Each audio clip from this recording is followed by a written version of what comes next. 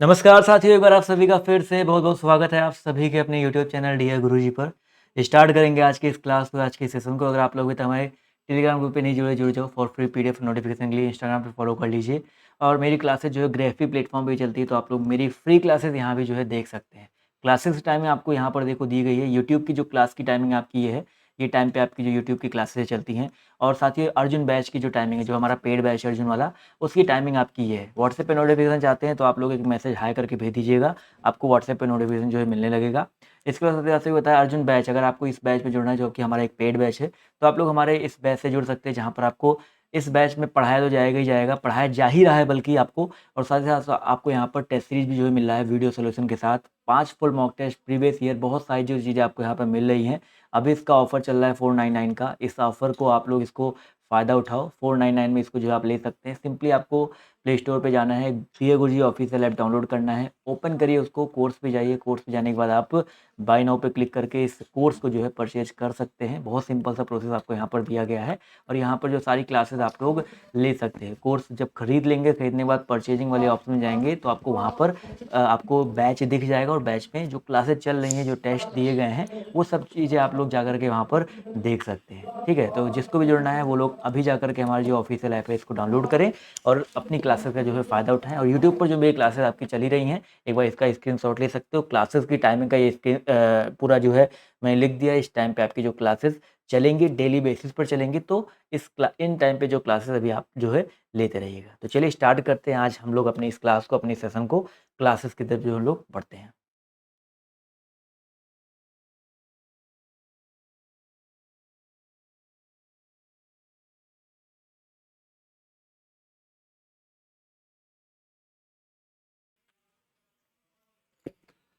Hello नमस्कार दोस्तों, स्वागत है आप सभी का एक बार फिर से आपके अपने परिवार डियर गुरुजी में।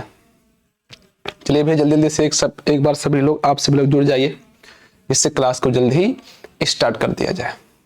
चलिए आप सभी लोग एक बार लाइव आ जाओ फटाफट।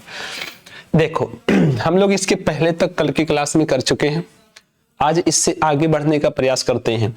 तो पहला प्रश्न आप सभी के सामने आ गया है, बिना किसी देरी के हम लोग जल्दी जल्दी से प्रश्नों को सॉल्व करेंगे। चल पहला प्रश्न आपके सामने आ गया है, कहा गया है निम्नलिखित में से कौन सा शब्द शुद्ध है। इनमें से आपको बताना है कौन सा शब्द शुद्ध है। तो आप लोग जानते हैं वर्तनी की दृष्टि से अगर हम बात करें, अगर हम वर्तनी की दृष्टि से बात करें तो कौन सा शब्द इसमें शुद्ध हो जाएगा।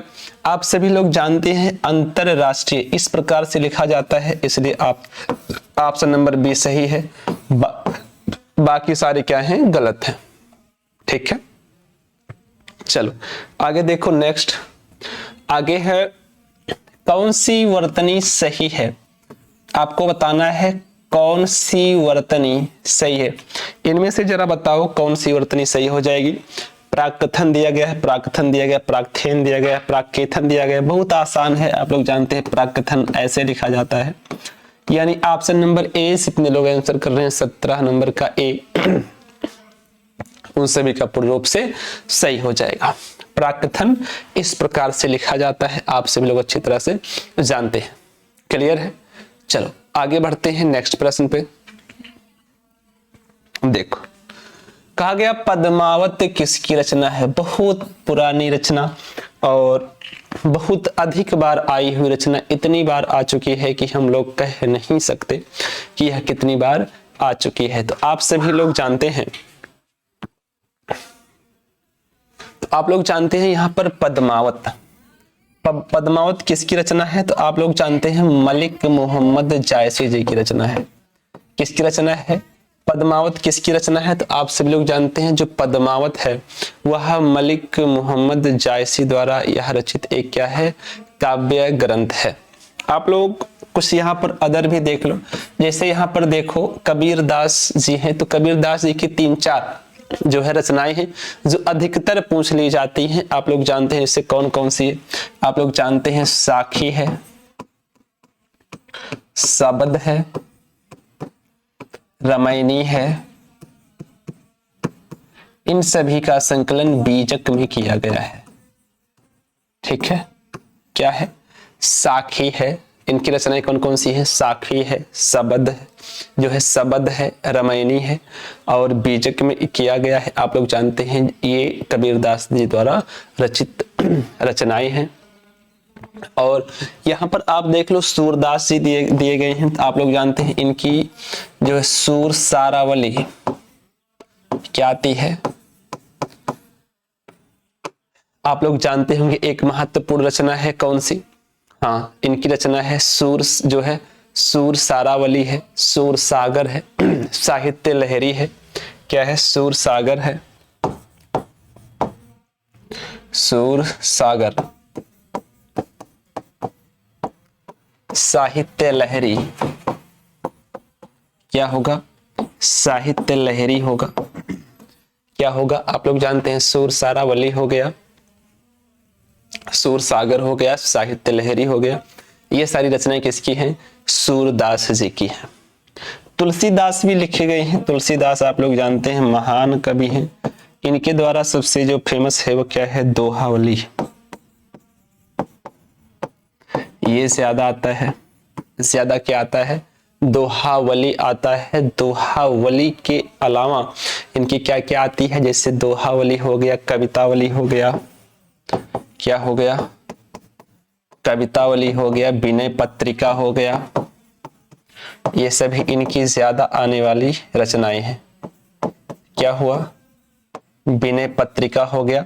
विनय पत्रिका के अलावा अगर हम बात करें तो क्या हो जाएगा? आप लोग जानते हैं इनके द्वारा जो रचित सबसे महत्वपूर्ण घटना है रामचरितमानस है। क्या है? रामचरितमानस।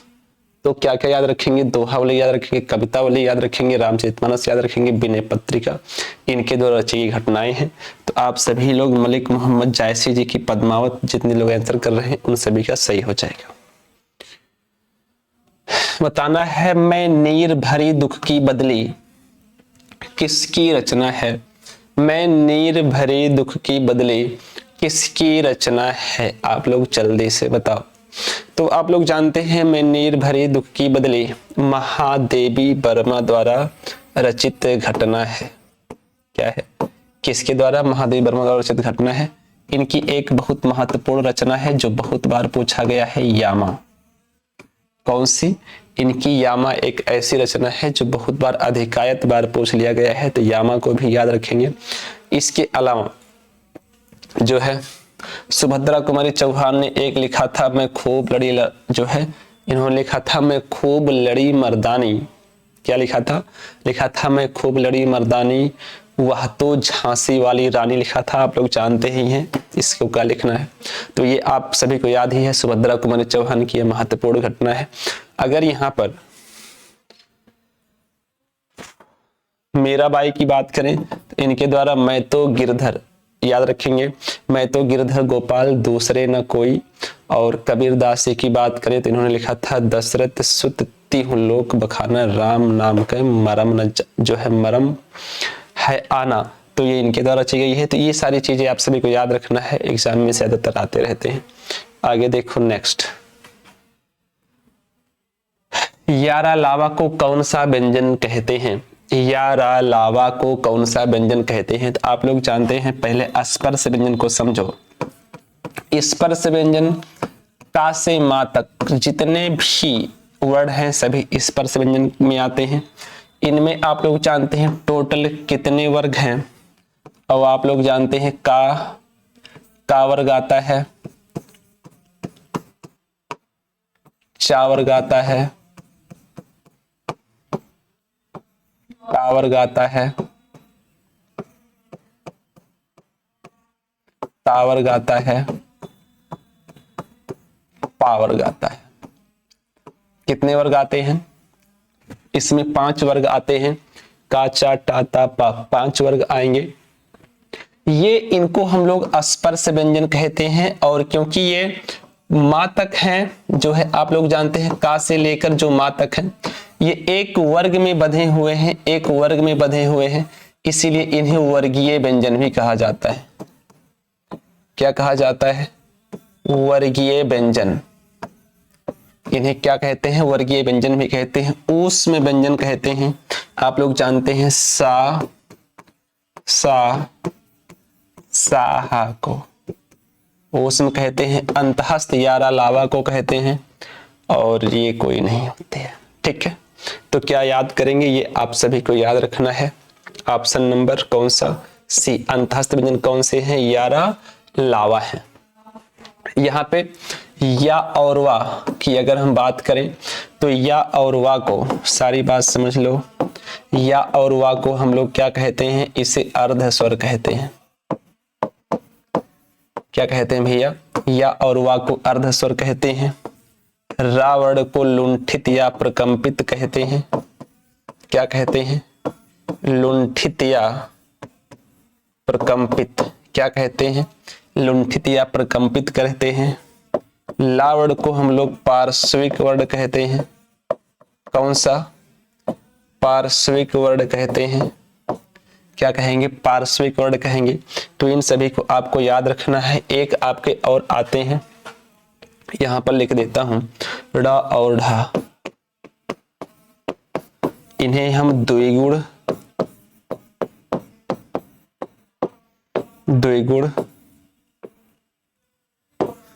उत्क्षिप्त या ताड़नजात कहते हैं। क्या कहते हैं? ताड़नजात वर्ण कहते हैं। इन सभी को आपको याद रखना है। जो भी एग्जाम में आना होगा यहीं से पूछ लेगा, आप सभी लोग अच्छे से बताएंगे। कभी कभी अयोगवाह पूछ लेता है, संयुक्त व्यंजन पूछ लेता है।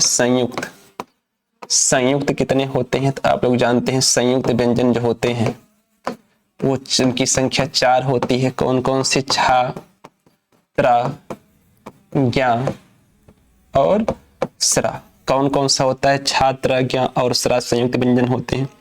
अयोगवाह कौन सा होता है? अयोगवाह वर्ण। अयोगवाह कहते हैं किसको? अंक और आहा को कहते हैं। क्या कहते हैं? इसे अयोगवाह कहते हैं। अयोगवाह को आप लोग जानते हैं स्वर और व्यंजन के बीच की कड़ी।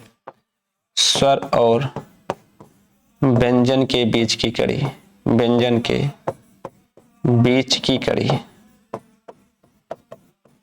बीच की कड़ी कहते हैं। ये सारी चीजें आप सभी को आसानी से याद रख लेना है। अगला नेक्स्ट प्रश्न देख लो। कहा गया है डा अक्षर व्यंजनों के किस वर्ग में आता है? तो मैंने बताया है ये किस वर्ग में आता है। आप लोग जानते हैं टा वर्ग में आता है। कौन सा? टा, ठा, डा, ढा, टा, ठा, डा, ढा, ड़ा होता है। इसमें आप लोग जानते हैं ता, था,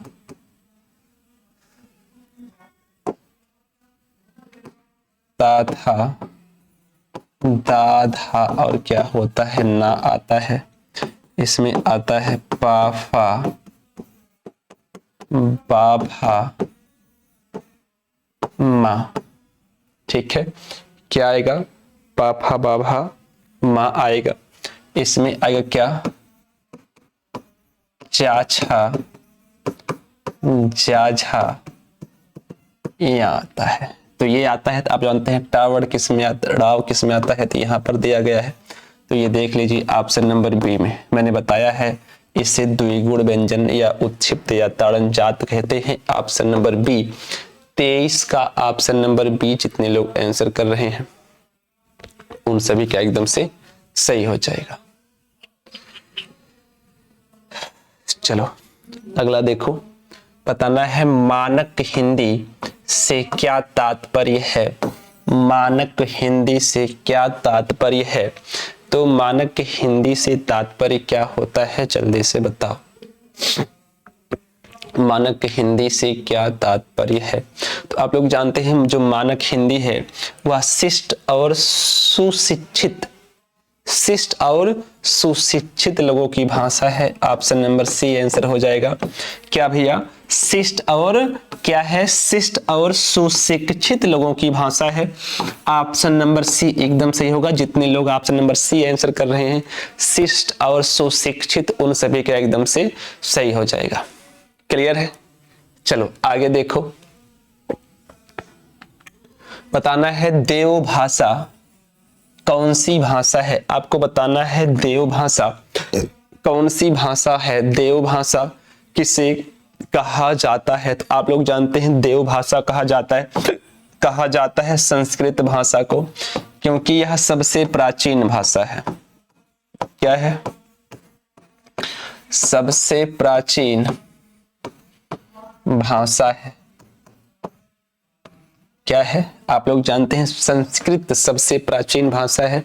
अधिकतर जो है वेदों में मंत्रों का उच्चारण हम लोग संस्कृत के द्वारा ही, संस्कृत भाषा में ही करते हैं, इसीलिए इसे किस नाम से जाना गया है? इसे जो है देव भाषा के रूप में जाना गया है। तो इसलिए ऑप्शन नंबर सी संस्कृत सबसे, विश्व में सबसे प्राचीन भाषा है। याद रखेंगे क्या है? सबसे प्राचीन भाषा है तो संस्कृत याद रखेंगे, हो जाएगा। इनमें व्यक्तिवाचक संज्ञा कौन सी है? व्यक्तिवाचक संज्ञा आपको बताना है, इनमें से व्यक्तिवाचक संज्ञा कौन सी है? फटाफट से बताओ, इसमें व्यक्तिवाचक संज्ञा कौन सी है? तो आप लोग जानते हैं व्यक्तिवाचक का मतलब जो किसी जो है व्यक्ति, स्थान या वस्तु विशेष का बोध कराए, उसे हम लोग कहते हैं व्यक्तिवाचक संज्ञा। व्यक्तिवाचक में क्या आता है? आप लोग जानते हैं व्यक्तिवाचक में विशेष नाम आता है। क्या आता है? जैसे मैंने बताया था, राम हो गया, श्याम हो गया, घनश्याम हो गया। किसी नदी का नाम दे दिया जाए, गंगा, यमुना, सरस्वती। क्या दे दिया जाए? गंगा, यमुना, सरस्वती दे दिया जाए। क्या दे दिया जाए? गंगा, यमुना, सरस्वती दे दिया जाए। इसके अलावा आपसे कह दिया जाए जो है, क्या कह दिया जाए? गंगा, यमुना, सरस्वती कह दिया जाए। आपसे किसी जानवर का नाम ले लिया जाए, किसी का भी नाम ले लिया जाए, तो ये सारे के सारे किस में आते हैं? व्यक्तिवाचक में आते हैं। किस में आते हैं? व्यक्तिवाचक। तो आप लोग जानते हैं ऑप्शन नंबर सी व्यक्तिवाचक हो जाएगा। आप जानते हैं पर्वत जातिवाचक संज्ञा है, मनुष्य जातिवाचक संज्ञा, क्योंकि पर्वत बहुत सारे होते हैं।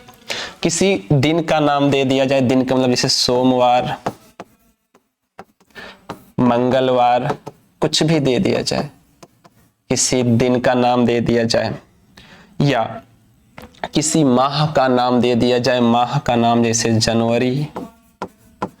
जनवरी, फरवरी, मार्च। जो है किसी रंग का नाम दे दिया जाए, लाल, काला, पीला, हरा, नीला। जो है किसी फल का नाम दे दिया जाए, आम नहीं, आप लोग जानते हैं आम के अलग अलग प्रजातियां होते हैं, तो आम जातिवाचक में आ जाएगा। ठीक है, हाँ, तो ये सभी आपको याद रखना है। आगे देखो नेक्स्ट, कौन सा शब्द भाववाचक संज्ञा नहीं है? इसमें से बताना है कौन सा शब्द भाववाचक संज्ञा नहीं है। मिठाई, चतुराई, लड़ाई और उतराई। चतुराई, लड़ाई और उतराई, इनमें से कौन सा भाववाचक संज्ञा नहीं है? हाँ सर जी, सोना, अरे जी, सोना जो आपका है ये द्रव्यवाचक नहीं है। ये कैसा है? ये द्रव्यवाचक संज्ञा है। क्या है? द्रव्यवाचक संज्ञा है। आप सभी को याद रखना है। क्या है ये? आपको पता है, ये द्रव्यवाचक संज्ञा हो जाएगा। कौन सा हो जाएगा? द्रव्यवाचक संज्ञा। द्रव्यवाचक संज्ञा में जो है कौन कौन से आएंगे?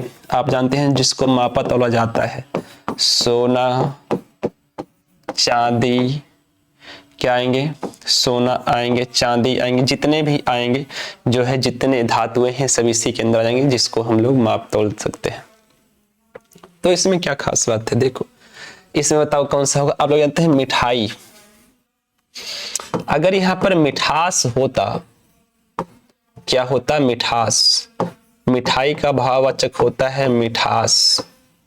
मिठाई का भाववाचक क्या होता है? मिठास होता है, क्योंकि मिठाई जो है आप लोग जानते हैं जातिवाचक संज्ञा है। मिठाई कैसा है? जातिवाचक है। जातिवाचक संज्ञा, क्योंकि मिठाई बहुत प्रकार से होते हैं। आप लोग जानते हैं, राजभोग खाते होंगे, छेना खाते होंगे, पेड़ा खाते होंगे, बर्फी खाते होंगे, लड्डू खाते होंगे, जलेबी खाते होंगे, बहुत सारी मिठाई का नाम होता है। ठीक है, तो मिठाई जातिवाचक है। लेकिन मिठाई से अगर मिठास, भाववाचक का मतलब भाव, जिसको हम ना देख सके, ना टच कर सके, या स्पर्श नहीं कर सकते हैं, केवल अपने अंदर के भाव से बता सकते हैं कि वो क्या है। चतुराई, चतुराई आपके अंदर की भावना है, आप चतुराई करते हो, आप लड़ाई करते हो, आप जो है उतराई, ये सभी क्या है, एक भावना है। उसी प्रकार से मिठास क्या होती है, एक भाव होता है अंदर में। जो है जब आप मिठाई खाते हैं तो आपके अंदर मिठास उत्पन्न होती है, तो मिठास एक भाववाचक संज्ञा है। ठीक है, तो ये ऑप्शन नंबर ए नहीं होगा। जितने लोग 27 का ए आंसर कर रहे हैं उन सभी का एकदम से सही हो जाएगा। अगला, राधा नाचकर गाना गाई, इस वाक्य में पूर्वकालिक क्रिया कौन है?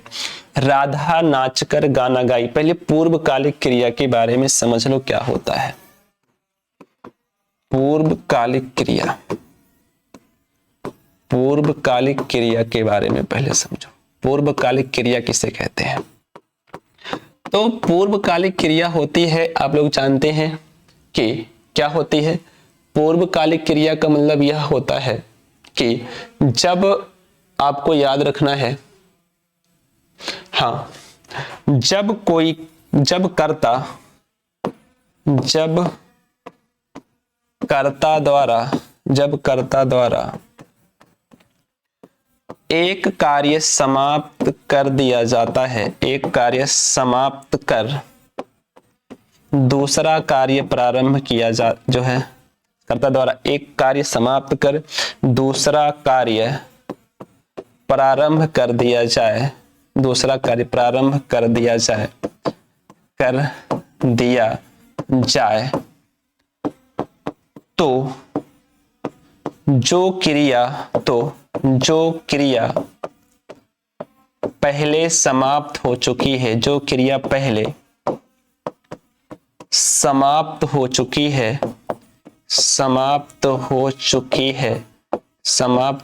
है, उसे पूर्वकालिक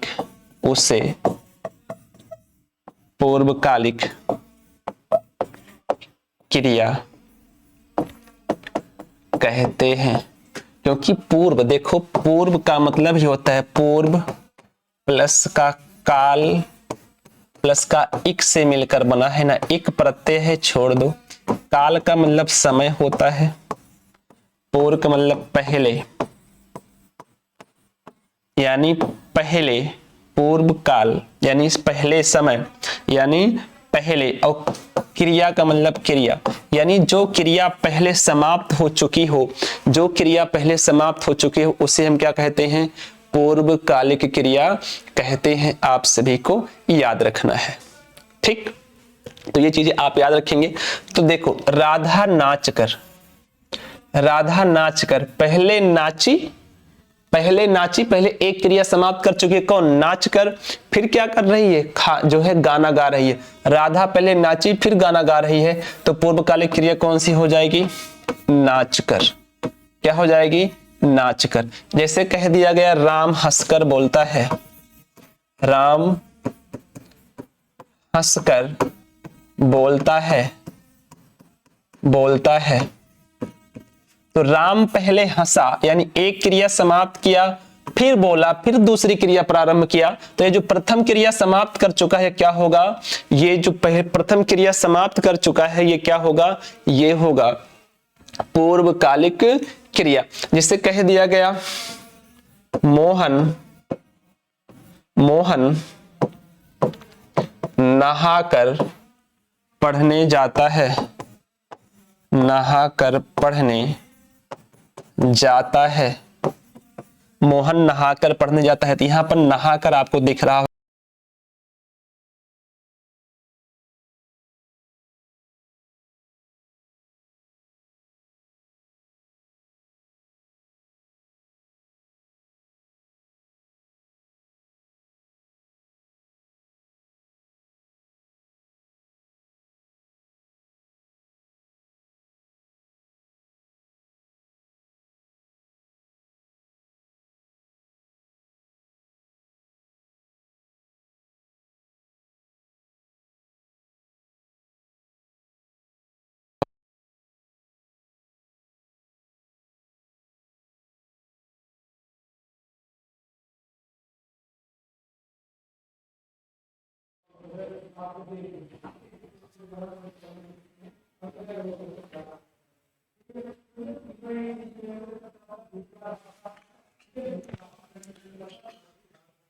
चल क्लियर है, आप सभी को पता है।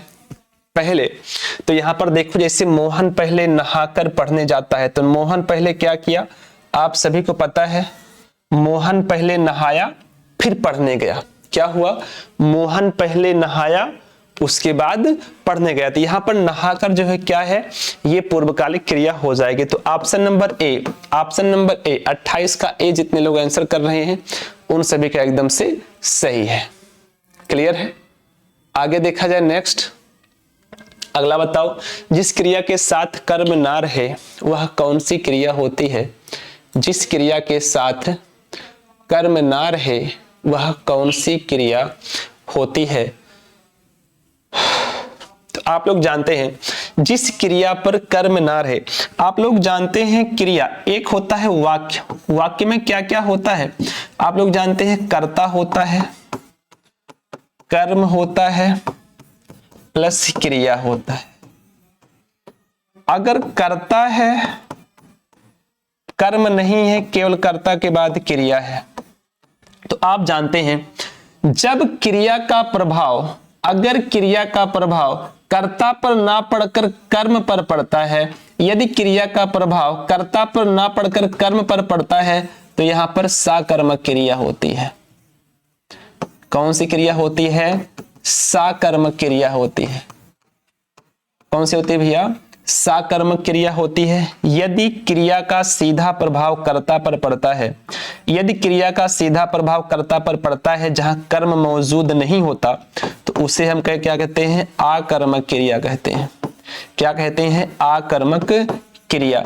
यहां पर आप ऐसे देख सकते हैं, आ का मतलब होता है नहीं, आ का मतलब क्या होता है आप लोग जानते हैं, नहीं। कर्म का मतलब होता है कर्म, यानी जिस वाक्य में कर्म ना हो, जिस क्रिया में कर्म ना हो, उसे हम लोग आकर्मक कहते हैं। ऑप्शन नंबर बी हो जाएगा आंसर। जितने लोग ऑप्शन नंबर बी आंसर कर रहे हैं आकर्मक क्रिया, उन सभी का एकदम से सही हो जाएगा। ठीक है, हाँ। तो आप लोग जानते हैं साकर्मक क्रिया, आकर्मक क्रिया का मतलब होता है जिसका प्रभाव सीधा कर्ता पर पड़े वहां पर होता है, जिसका प्रभाव सीधा कर्ता पर पड़े वह आकर्मक होता है। जहां पर क्रिया का प्रभाव, जब क्रिया का प्रभाव सीधा कर्ता पर तो आकर्मक, जब क्रिया का प्रभाव सीधा कर्म पर तो साकर्मक क्रिया होती है। याद रखेंगे। जैसे एग्जाम्पल मैं दे देता हूं, जैसे राम सोता है, राम सोता है, तो यहां पर क्या है, कर्म मौजूद नहीं है। राम आप लोग जानते हैं संज्ञा है, यानी संज्ञा का मतलब कर्ता हो जाएगा, और सोना क्या है, क्रिया है। कर्म है क्या, नहीं। सीधा राम सो रहा है, सीधा क्रिया का प्रभाव कर्ता पर पड़ रहा है। अगर कह दिया जाए जैसे राम पुस्तक पढ़ता है, राम पुस्तक पढ़ता है, आप लोग जानते हैं राम पुस्तक पढ़ता है, राम हो गया कर्ता, पुस्तक हो गया कर्म, पढ़ना हो गया क्रिया। अब राम क्या पढ़ता है, पुस्तक, इसका प्रभाव सीधा पढ़ता है, क्या पढ़ता है, पुस्तक, तो इसका प्रभाव पुस्तक पर पड़ रहा है, तो यहां पर क्या होगा, कर्म है। पहली बात कर्म मौजूद है, तो यहां पर क्या हो जाएगा, कर्म है तो साकर्मक क्रिया हो जाएगा। आप लोग जानते हैं द्विकर्मक, साकर्मक जो होते हैं वो दो प्रकार के होते हैं, एक होता है एक कर्मक, एक होता है एक कर्मक क्रिया, एक होता है द्विकर्मक क्रिया। क्या होता है, द्विकर्मक क्रिया। जिस क्रिया में एक कर्म हो, जिस क्रिया में एक कर्म हो उसे एक कर्मक, जिस वाक्य में एक कर्म हो उसे एक कर्मक, जिस वाक्य में द्विकर्म हो उसे द्विकर्मक क्रिया कहा जाता है। आप सभी लोग याद रखेंगे। द्विकर्म, कर्म भी दो होते हैं, एक होता है मुख्य कर्म, क्या होता है, कर्म दो होते हैं, एक होता है मुख्य कर्म, एक होता है गौड़ कर्म। पूर्वकालिक मैंने अभी अभी जस्ट बताया है, तो आप लोग जितने लोग भी आंसर कर रहे हैं उनका सही है। अगला, सम्राट शब्द का स्त्रीलिंग क्या होगा? सम्राट, तो सम्राट शब्द का स्त्रीलिंग होता है साम्राज्ञी। आप लोग देखे होंगे रामायण, अगर रामायण देखते होंगे तो सीता जी को लास्ट में जब अंतिम में आती हैं, कुछ पल के लिए ही उनको यह संज्ञा मिला है, कुछ क्षण के लिए, तो उन्हें साम्राज्ञी कह के बुलाया जाता है, या कहीं पर और देखे होंगे रामायण महाभारत वगैरह में, तो इसका स्त्रीलिंग क्या होता है? साम्राज्ञी होता है। तो 30 का सी जितने लोग आंसर कर रहे हैं उन सभी का एकदम से सही हो जाएगा। ब्राह्मण शब्द का स्त्रीलिंग बताइए, तो ब्राह्मण का क्या होता है? तो ब्राह्मण का ब्राह्मणी होता है। ऑप्शन नंबर ए। क्या होता है? ब्राह्मण का ब्राह्मणी होता है। ऑप्शन नंबर ए जितने लोग आंसर कर रहे हैं उन सभी का सही है। ब्राह्मण क्या होगा? ब्राह्मणी, कोई समस्या नहीं है। 31 का ए जो लोग आंसर कर रहे हैं उन सभी का एकदम से सही है। लोटा शब्द का स्त्रीलिंग, तो लोटा का स्त्रीलिंग होता है लुटिया। क्या है? लोटा शब्द का स्त्रीलिंग क्या होता है? लुटिया होता है। 32 का बी जो लोग आंसर कर रहे हैं उनका भी सही है। महत्व में कौन सा प्रत्यय है? महत्व में कौन सा प्रत्यय है? आप लोग ये जल्दी से बताएंगे, महत्व में कौन सा प्रत्यय है? तो आप लोग जानते हैं महत्व में कौन सा प्रत्यय है? आप लोग जानते हैं तो आप लोग जानते हैं त्वा प्रत्यय है। कौन सा? त्वा। इससे क्या क्या बन सकता है? ममत्व बनता है। क्या बनता है? पहली बात ममत्व बनता है। ममत्व के अलावा क्या क्या बनता है? सतीत्व बनता है। महत्व हो गया, सतीत्व बन गया, जो है आप लोग जानते हैं कृतित्व बनता है। ये सारी चीजें जो है त्वा प्रत्यय से मिलकर बनी है, उसी प्रकार से महत्व भी बना है। प्रत्यय का मतलब जानो कि मूल शब्द एक होता है। मूल शब्द मैंने बहुत बार बताया है, मूल शब्द के जो बाद जुड़कर जो है शब्द को एक मूल शब्द के बाद जो जुड़ते हैं उन्हें हम लोग प्रत्यय कहते हैं, और मूल शब्द के जो पहले जुड़ते हैं उन्हें हम क्या कहते हैं? उपसर्ग कहते हैं। ठीक। तो ऑप्शन नंबर सी 33 का सी जो लोग आंसर कर रहे हैं उन सभी का सही हो जाएगा। अगला है 34। रेखा छुरी से तरकारी काटती है, इस वाक्य में से किस कारक की विभक्ति है? आपको बताना है रेखा छुरी से तरकारी काटती है, इसमें कौन सा होगा? जल्दी से बताओ। रेखा छुरी से तरकारी काटती है, जल्दी जल्दी से आप सभी लोग बताएंगे। रेखा छुरी से तरकारी काटती है, तो आप लोग जानते हैं रेखा छुरी से तरकारी काटती है। यहां पर अगर हम बात करें तो इस वक्त में कौन सा है? करण कारक है। कौन सा है? करण कारक है। क्यों? ऐसा क्यों? क्योंकि आप सभी लोग जानते हैं अगर हम बात करें करण कारक कैसे होगा, तो आपको पता है यहां पर कर्ता दिया गया है, कर्ता की विभक्ति ने होती है, कर्म की विभक्ति होती है को होती है, करण होता है के द्वारा। क्या होता है? इसकी विभक्ति होती है के द्वारा। के द्वारा का मतलब होता है माध्यम से, जो माध्यम बने, के द्वारा। संप्रदान के लिए होता है। क्या होता है? संप्रदान के लिए विभक्ति होती है। को होता है या के लिए होता है? क्या होता है? को के लिए होता है, याद रखेंगे। तो यहां पर याद रखो संप्रदान से के द्वारा होता है। एक सेकेंड जरा, यहां पर से विभक्ति भी होती है, वही तो है, मैं वही नहीं लिख रहा हूं, से के द्वारा। ठीक। अगला होता है संप्रदान को के लिए होता है। तो यहां पर याद रखना से माध्यम बन रहा है, तो छुरी से तरकारी कट रही है, तो तरकारी काटने के लिए छुरी जो है, तरकारी काटने की छुरी क्या है? माध्यम बन रही है, जो है छुरी के द्वारा तरकारी काटी जा रही है, इसलिए यहां पर कौन सा कारक होगा? करण कारक होगा। ऑप्शन नंबर सी जो लोग आंसर कर रहे हैं करण कारक, उन सभी का एकदम से सही होगा। 34 का सी एकदम सही है। अगला देखो नेक्स्ट। निम्नलिखित शब्दों में से किसमें विसर्ग संधि है? आपको बताना है निम्नलिखित शब्दों में से किसमें विसर्ग संधि है? विसर्ग संधि किसमें है? जल्दी जल्दी से आप सभी लोग बताएंगे किसमें विसर्ग संधि है। तो सबसे पहला यहाँ पर देख लो, तोड़ो यहाँ पर, तो जा है तो ता में टूट जाएगा, तो क्या होगा? उत प्लस का जोल हो जाएगा। आप लोग जानते हैं उत प्लस जोल है तो कौन सी संधि है? व्यंजन संधि है। कौन सी संधि है भैया? आप लोग जानते हैं व्यंजन संधि है। यहां पर निश्चल है तो क्या हो जाएगा? निहि प्लस का चल है ना, आप जानते हैं निहि जो है क्या होगा? निश्चल वैसे होता है, तो यहां पर क्या होगा? निहि प्लस का चल हो जाएगा। क्या होगा? निहि प्लस का चल हो जाएगा। यहां पर कौन सी संधि है? विसर्ग है, विसर्ग संधि है। यहां पर देखो राजा प्लस का इंद्र हो जाएगा, राजा प्लस इंद्र हो जाएगा। आप लोग जानते हैं गुण स्वर संधि है। कौन सी है? गुण स्वर संधि है। यहां पर देखो भावेश है, भाव प्लस का ईस हो जाएगा। यहां पर भी गुण स्वर संधि ही है। कौन सी है? आप लोग जानते हैं गुण स्वर संधि है। तो क्या पूछा गया है? विसर्ग संधि कौन सी है? तो ऑप्शन नंबर बी जितने लोग आंसर कर रहे हैं उन सभी का सही हो जाएगा। क्या होगा? आप लोग जानते हैं निहि प्लस का चल बराबर निश्चल होता है, तो ऑप्शन नंबर बी एकदम सही हो जाएगा। अब्ज का जो है सही संधि विच्छेद बताइए। अब्ज का होता है अप प्लस का जा। क्या होता है?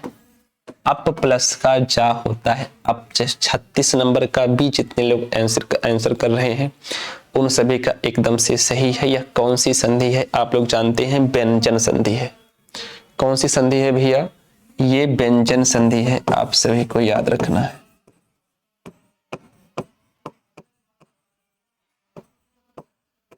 कौन सी संधि है? व्यंजन संधि है। अगला देखो, संकल्प का सही संधि विच्छेद बताइए। संकल्प में सम प्लस का कल्प होगा, ऑप्शन नंबर ए। सम प्लस का कल्प होगा, यह भी व्यंजन संधि ही है। कौन सी है? व्यंजन संधि होता है। व्यंजन संधि कितने प्रकार से टूटता है जरा देख लो। व्यंजन का मतलब होता है यदि व्यंजन का मेल, यदि व्यंजन का मेल किससे हो? पहली बात तो व्यंजन से हो। दूसरी बात, यदि व्यंजन का मेल स्वर से हो या स्वर का मेल व्यंजन से हो, तो तीन प्रकार से मेल होता है, तो वहां पर कौन सी संधि होती है? व्यंजन संधि होती है। देखो यहाँ पर व्यंजन का मेल जो है व्यंजन से ही हुआ है, इसलिए यहाँ पर कौन सी संधि है? यहाँ पर भी व्यंजन संधि ही है, आप सभी को पता है। ठीक है, हाँ। अगला देखो, निम्नलिखित में से कौन सा द्वंद्व समास का उदाहरण है? बताना है निम्नलिखित में से कौन सा द्वंद्व समास का उदाहरण है। जल्दी जल्दी बताओ कौन सा द्वंद्व समास का उदाहरण हो जाएगा। फटाफट आप लोग छाप कर बताइए। तो यहां पर दिया गया है पुष्प धन्वी। पुष्प धन्वी का मतलब होता है, इसका जब विग्रह करेंगे, क्या करेंगे? विग्रह। तो विग्रह करेंगे पुष्प धन्वी। पुष्प धन्वी, पुष्प प्लस का धन्वी। क्या? पुष्प प्लस का धन्वी जब विग्रह करेंगे तो यहां पर होगा पुष्प रूपी। आप लोग जानते हैं, हाँ। पुष्प धन्वी का आ से क्या होगा? पुष्प निर्मित धनुष को धारण करने वाले, पुष्प निर्मित धनुष को धारण करने वाले, धारण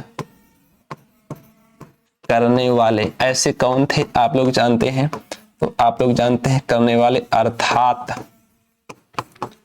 अर्थात क्या होगा? कामदेव। कौन? कामदेव। आप लोग जानते हैं अर्थात कौन होगा? कामदेव। तो आप देखो, जब दो पदों जब दो पद मिलकर किसी अन्य के लिए रूढ़ हो जाए, कोई विशेष अर्थ कोई अन्य तीसरा पद जो है प्रदान कर दें, किसी अन्य विशेष के लिए अर्थ दे रहे हो, तो वहां पर कौन सा होगा? बहुब्रीहि समास होगा।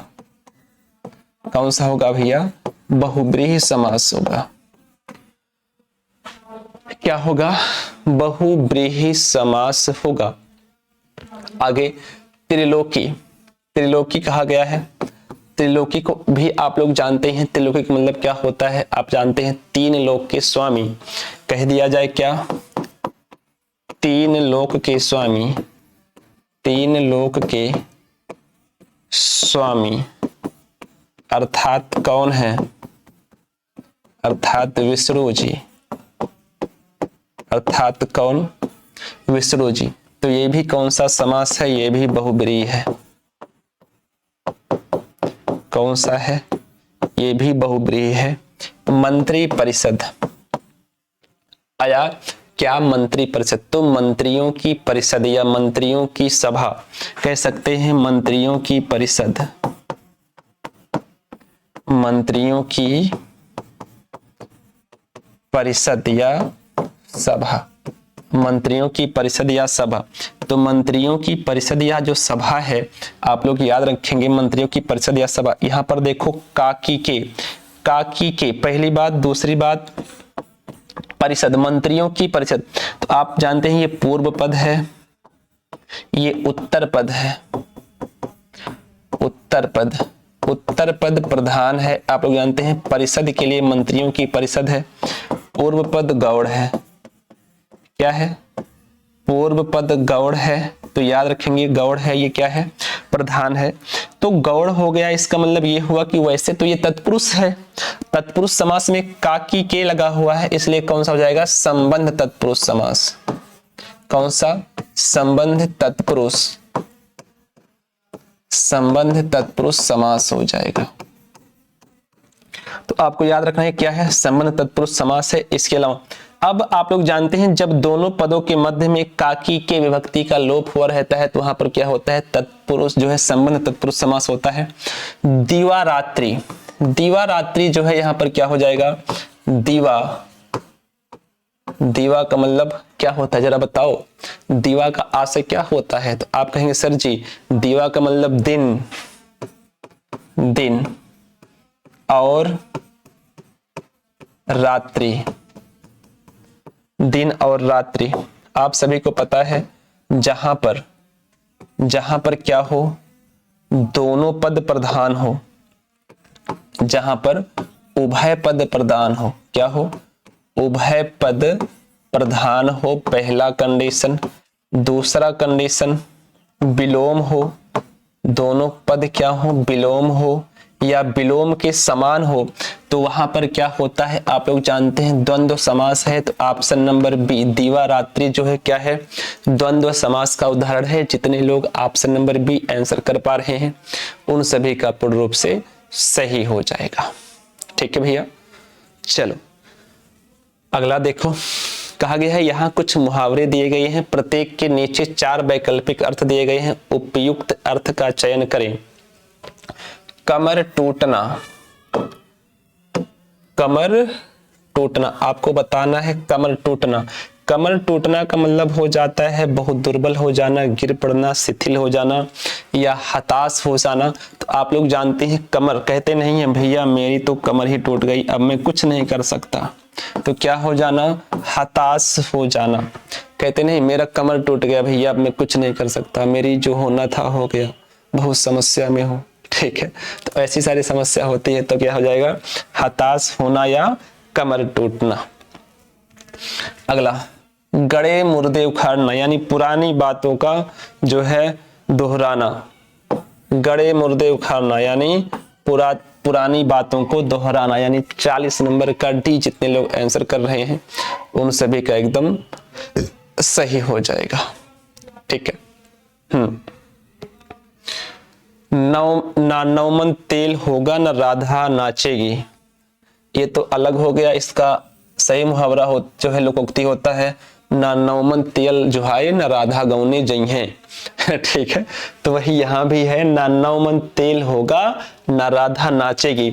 यानी बड़े लोगों से काम कराना बहुत कठिन होता है। कार्य करने के लिए कोई असाधारण बहाना बनाना या शर्त रख देना बिल्कुल सही बात है भाई। वही तो है, ना नौमन तेल होगा ना राधा नाचेगी। ठीक है, तो इसका मतलब हुआ कि कोई जो है कार्य करने के लिए कोई असाधारण बहाना बनाना या शर्त रख देना ही क्या हो जाएगा, ये इसका लोकोक्ति का अर्थ होगा। Option number B. अगला, जिस पर विजय प्राप्त ना कर ली गई हो।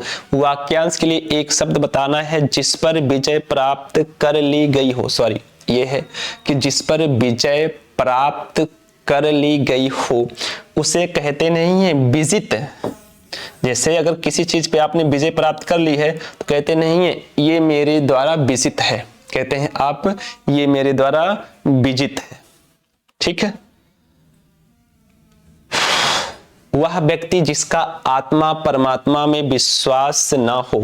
वह व्यक्ति जिसका आत्मा परमात्मा में विश्वास ना हो। आत्मा परमात्मा मतलब जिससे ईश्वर में ही विश्वास ना हो उसे नास्तिक कहा जाता है। क्या कहते हैं? उसे हम लोग नास्तिक कहते हैं। अगला, महाराज प्रभु ने अवनी का गोरूप में दोहन कर औषधियां रूपी अमृत प्राप्त किया था। बताना है रेखांकित का पर्यायवाची है, तो बहुत ही आसान है, आप लोग जानते हैं क्या क्या होगा। अवनी तो आप जानते हैं अवनी, क्या क्या आपको लिख रहा हूं देखो, धरित्री, धरणी, उर्वी, क्या होगा, हाँ धरित्री, धरणी, उर्वी, अवनी, क्या होगा, अवनी होगा। धरित्री, धरणी, उर्वी, अवनी, तो धरित्री ऑप्शन नंबर ए क्या हो गया, धरित्री हो गया। ईला भी इसी का होता है, छोड़ी और छिति, ईला भी इसी का होता है और छिति भी इसी का होता है, तो बहुत सारा है, ये महत्वपूर्ण है, इतना याद रख लो। क्लियर है? ये सारी चीजें आप सभी को याद रखनी है। क्लियर है? चलो, कहा गया है लोग आध्यात्मिक ग्रंथों का अध्ययन प्रायः जीवन के अंतिम चरण में करते हैं। कहा गया है नीचे निम्नलिखित दिए गए वाक्यों में से रेखांकित पदों के विपरीतार्थक के लिए 4 विकल्प दिए गए हैं, सही विकल्प चुनिए। तो यहाँ पर जो है रेखांकित किया नहीं गया है, मैं रेखांकित कर दे रहा हूं। यहाँ पर आपको बताना है आध्यात्मिक का विलोम क्या होगा। आध्यात्मिक, आध्यात्मिक का होता है भौतिक। ठीक है, आध्यात्मिक का क्या होता है, भौतिक। आपके रूक्ष स्वभाव के कारण ही लोग आपसे नाराज रहते हैं। बताना है आपके रूक्ष स्वभाव के कारण ही लोग आपसे नाराज रहते हैं। तो यहाँ पर किसका बताना है, रूक्ष स्वभाव, रूक्ष स्वभाव, तो रूक्ष का बताना है। रूक्ष स्वभाव के कारण जो है बताना है। तो चित्तक पिछल नहीं, क्या होगा, रूक्ष का क्या होगा, स्निग्ध होगा। क्या होगा, आप लोग जानते हैं स्निग्ध। रूक्ष का विपरीतार्थक क्या होगा, स्निग्ध होगा। क्लियर है? चलो, तो ठीक है, आज की क्लास को यहीं तक रखते हैं। आशा करते हैं आप सभी को क्लास समझ में आया होगा, अच्छा लगा होगा। क्लास कैसी रही आप सभी लोगों के लिए कमेंट बॉक्स में बताएंगे। तो आप सभी का इस क्लास में जुड़ने के लिए बहुत बहुत धन्यवाद। आप सभी लोग ऐसे ही अपनी तैयारी को मजबूत करने के लिए जुड़ते रहें, जो है अपने ही परिवार डियर गुरुजी में लगातार बने रहिए। तो आप सभी का इस क्लास में जुड़ने के लिए बहुत बहुत धन्यवाद। वंदे मातरम स्टूडेंट।